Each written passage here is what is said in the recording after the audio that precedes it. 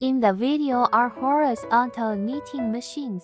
After the data is programmed by professional technicians, these machines can be adjusted according to different designs and needs to weave according to the design requirements, using various stitches and wires to produce different styles, sizes, and textures of knitted blanket fabric. The knitted blanket produced by the machine is only a semi-finished product, and it needs to be manually processed in the later stage.